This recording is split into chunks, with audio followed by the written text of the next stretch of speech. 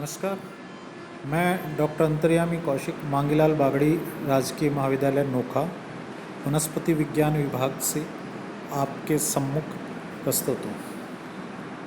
हम बीएससी भाग द्वितीय के first paper taxonomy and embryology of angiosperms में पहली यूनिट के topic herbarium techniques and major herbaria of India के बारे में बात कर रहे थे। अभी तक हमने हर्बेरियम क्या है, हर्बेरियम का निर्माण कैसे किया जाता है, हर्बेरियम को संरक्षित किस तरह से किया जाता है, उसकी टेक्निक्स के बारे में पढ़ा। आज हम विश्व के और भारत के मुख्य हर्बेरिया के बारे में पढ़ेंगे। सर्वप्रथम हम यह देखेंगे कि जो हमने हर्बेरियम बनाया है या हर्बेरिया का निर्माण किया है उसके क्या उपयोग है, जिसे हम कहेंगे सिग्निफिकेंस ऑफ हर्बेरिया, पादप संग्रहालयों की महत्ता।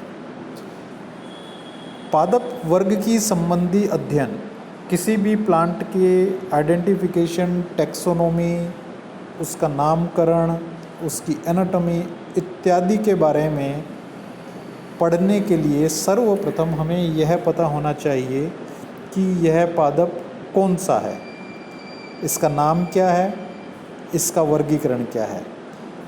यदि हमें किसी पादप के बारे में पता नहीं है, उसकी फैमिली, उसके जीनस, उसकी जाति अर्थात कुल, वंश या जाति के बारे में पता नहीं है तो दूसरे अध्ययन शुरू नहीं किए जा सकते। इसलिए हमारे आसपास में जितने भी पादप हैं जिसके बारे में हम पढ़ना चाहते हैं उसकी जानकारी हमें आवश्यक होनी चाहिए। अब इसके दो तरीके हैं। एक तरीका, यदि हम उस पादप को ढूंढते हुए फील्ड में जाएं, क्षेत्र में जहाँ पर वह पादप पाया जा रहा है वहाँ पर जाएं, फिर उसकी पहचान करें और उसके बारे में आगे का अध्ययन करें। दूसरा तरीका ये है, क्योंकि पहले वाला जो तरीका है उसके अंदर समय ज़्यादा लगेगा, ऊर्जा ज़्यादा लगेगी और उसकी पहचान सुनिश्चित है या नहीं है यह भी हमें पता नहीं है। इसलिए हम दूसरा तरीका, जिसमें हम उस पादप की खोज किसी एक हर्बेरियम में कर सकते हैं। हर्बेरियम में उस पादप का प्रतिरूप या जो प्रारूप है वह संरक्षित करके रखा गया है और उसकी क्लासिफिकेशन, उसका वर्गीकरण, उसका नाम, जीनस या वंश, जाति या स्पीसीज़ वहाँ पर ऑथेंटिकेटेड है। वह समस्त जानकारी एक विशेष स्रोत के द्वारा ली गई है। वह किस क्षेत्र में पाया जा रहा है, उसका हैबिट क्या है, हैबिटेट क्या है, उस क्षेत्र में पाए जाने वाले वातावरण के जो कारक हैं वो क्या क्या हैं, यह सभी जानकारी हमें हर्बेरियम से प्राप्त की जा सकती है। इसलिए पादप के किसी भी अध्ययन हेतु हर्बेरियम एक आधारीय स्तंभ के रूप में कार्य करता है और पूरे विश्व में अधिकांशतः जितने भी पादप पाए जा रहे हैं लगभग सभी का संरक्षण अलग अलग स्थान पर अलग अलग हर्बेरियम में किया जा चुका है। इसलिए हर्बेरियम एक इम्पॉर्टेंट आधार स्तंभ हो गया किसी भी प्रकार के पादप के अध्ययन के लिए, चाहे वह एडवांस प्रकार का अध्ययन हो, चाहे वह बेसिक प्रकार का अध्ययन हो। पादप की पहचान सुनिश्चित की जा सकती है, यह इसका सबसे बड़ा महत्वपूर्ण रोल है या यह सबसे बड़ा इसका सिग्निफिकेंस है। अब हम पढ़ेंगे विश्व में और भारत में पाए जाने वाले कुछ हर्बेरिया के बारे में। विश्व में अलग अलग स्थानों पर अलग अलग सिस्टम्स के द्वारा, हम आगे की क्लासेस में पढ़ेंगे कि पादप का वर्गीकरण अलग अलग समय पर अलग अलग वैज्ञानिकों के द्वारा अलग अलग आधार पर किया गया है, जिनमें से कुछ मुख्य जैसे बेंथम हुकर, बेस्से, एंगलर व पेरेंटल के सिस्टम है। तो विश्व में अलग अलग हर्बेरियम को अलग अलग वैज्ञानिकों के द्वारा दिए गए वर्गीकरण के सिद्धांतों के आधार पर व्यवस्थित किया जाता है। सबसे पहले हम विश्व में पाए जाने वाले संग्रहालय, पादप संग्रहालय या हर्बेरियम के बारे में बात करते हैं। सबसे इम्पॉर्टेंट, सबसे बड़ा जो हर्बेरियम है, जिसे हम रॉयल बॉटनिकल गार्डन्स कहते हैं, जो इंग्लैंड में स्थित है, यह 1841 में स्थापित किया गया तथा इसमें लगभग 60 लाख हर्बेरियम संरक्षित किए जा चुके हैं अभी तक, और यह कार्य निरंतर प्रगति पर है। इसके पश्चात नंबर आता है VL Komarov botanical garden and institute का, जो लेनिनग्रेड में उपस्थित है, जो पूर्व रशिया का भाग था। इसकी स्थापना 1714 में की गई और इसमें लगभग 50 लाख हर्बेरियम शीट्स को संरक्षित किया गया है। इसके पश्चात आता है British museum of national history London. इस हर्बेरियम की स्थापना 1753 में की गई तथा इसमें लगभग 40 लाख के करीब हर्बेरियम शीट्स को संरक्षित किया गया है। विश्व में बॉटनिक गार्डन हर्बेरियम जो पेरिस में स्थित है, इसका नंबर 4 आता है। इसकी स्थापना 1790 में की गई तथा इसमें लगभग 35 लाख हर्बेरियम शीट्स को संरक्षित किया गया है। इसके पश्चात हम बात करते हैं भारत के प्रमुख हर्बेरियम या पादप संग्रहालयों की। भारत में सबसे पहले 19वीं सदी में फ्लोरा ऑफ ब्रिटिश इंडिया के नाम से एक पुस्तक का प्रकाशन किया गया, जिसके राइटर्स हुकर्स थे और उन्होंने पादप के वर्गीकरण का इसमें विस्तार से वर्णन किया। उसके आधार पर भारत में botanical survey of India BSI, भारतीय वनस्पति सर्वेक्षण संस्थान के द्वारा सबसे पहले हर्बेरियम का स्थापना की गई, जिसे सेंट्रल नेशनल हर्बेरियम कहते हैं, CNH।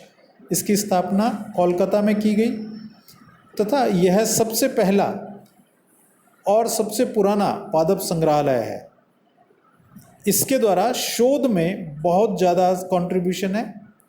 इसकी स्थापना 1793 में विलियम रॉक्सबर्ग के द्वारा की गई, जो ईस्ट इंडिया में कार्यरत थे, और इस हर्बेरियम में हुकर, थॉमसन, किंग, ग्रेन इत्यादि विभिन्न वनस्पति विज्ञान के वैज्ञानिकों के द्वारा अपना योगदान दिया गया।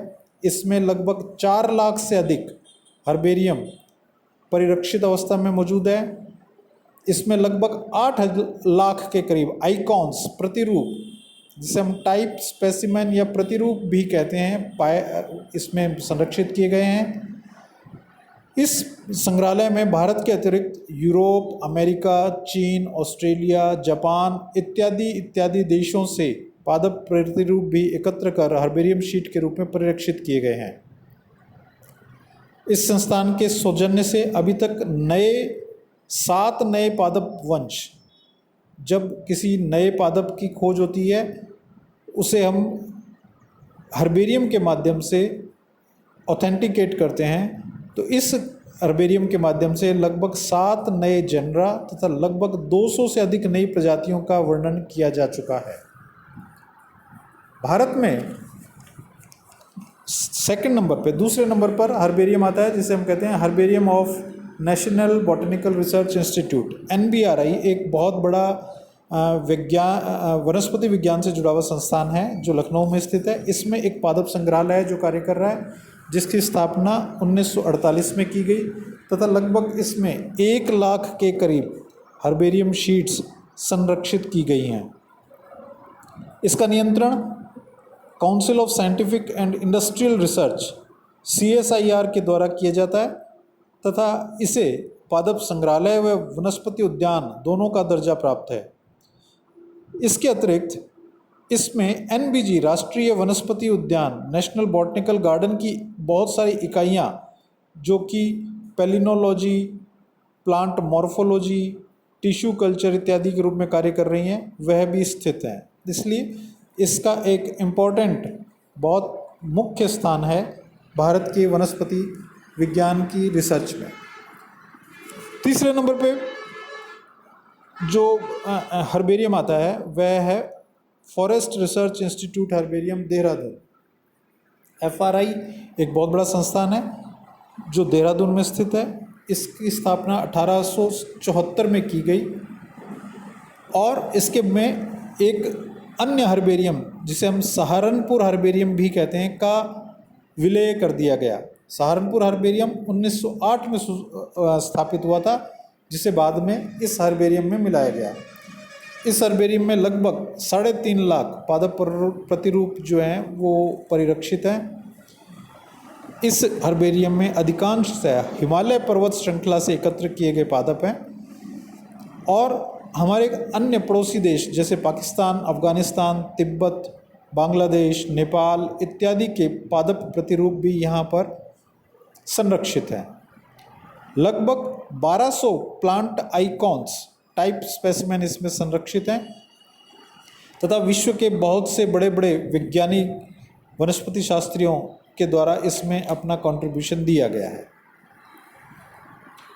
हमारे स्टेट में, हमारे राज्य में department of botany university of Rajasthan में एक हर्बेरियम की स्थापना की गई जो 1965 में की गई। लगभग 40,000 हर्बेरियम शीट्स के साथ यह राजस्थान का सबसे बड़ा हर्बेरियम है। थार डेजर्ट से जुड़े, थार डेजर्ट में पाए जाने वाले अधिकांश पादप प्रजातियां इसमें परिरक्षित की गई हैं, जिसमें राजस्थान व गुजरात का कुछ भाग उसके प्लांट भी यहाँ पर एकत्र किए गए हैं। इसका विकास डॉक्टर शिव शर्मा तथा डॉक्टर त्यागी जी, बी त्यागी जो हेड ऑफ द डिपार्टमेंट होते थे, उनके द्वारा किया गया। इस पादप संग्रहालय में अरावली, मुकुंदरा पर्वत श्रेणियों में पाई जाने वाली प्लांट स्पीसीज को भी संरक्षित करके रखा गया है। इस प्रकार भारत व विश्व में पाए जाने वाले विभिन्न हर्बेरिया के बारे में हम विस्तृत चर्चा कर चुके हैं। शेष अगले लेक्चर में। धन्यवाद।